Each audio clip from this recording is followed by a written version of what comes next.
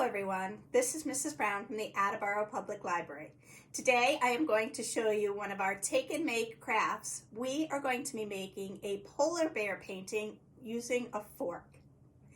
If you would like to reserve a free kit of materials, then you can contact us at attleborokids@salesinc.org or give us a call at 508-222-7820 and we will gladly put a kit aside for you. The kits are free, but you may already have these materials at home.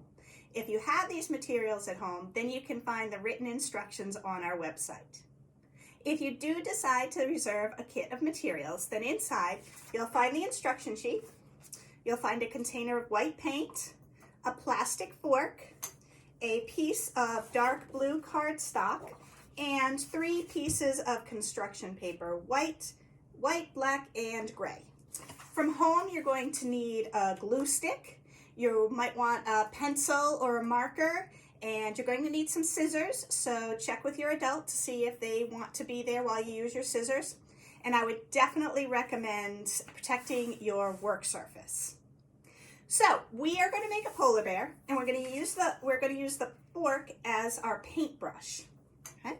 The first thing we want to do is open the paint, and you can do this one of 2 ways. You can dump a little bit of paint onto the middle, or you can take your fork and dip it in to your paint.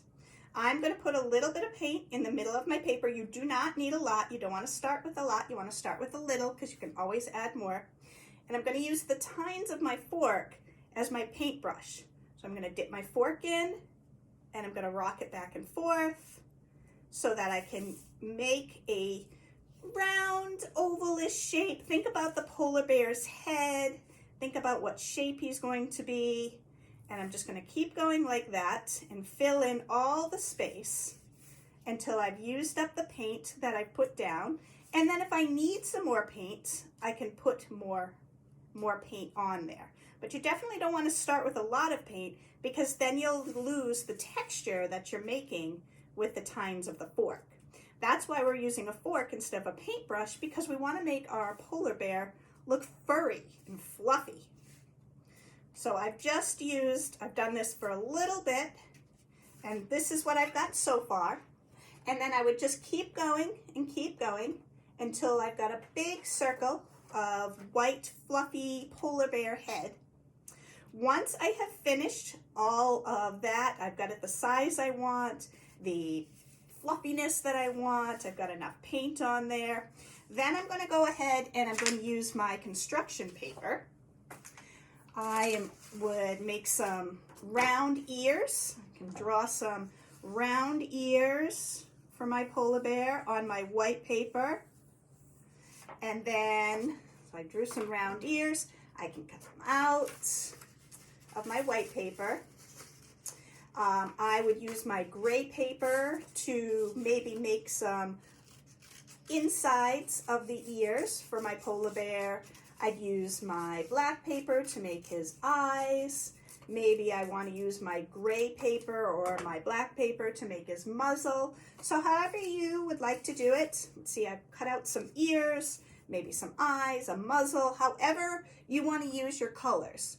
Now, you have to wait until your paint is dry. If you try to glue your eyes and ears on while the paint is wet, you'll just make a mess. So wait until the paint is dry, give it an hour or so.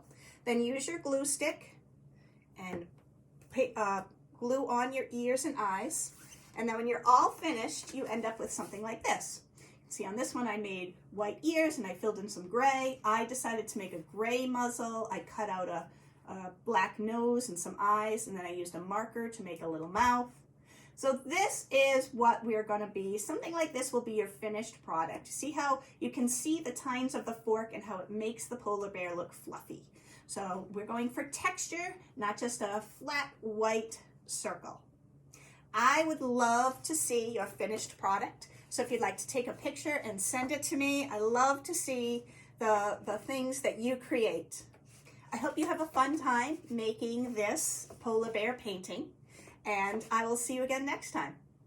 Bye-bye.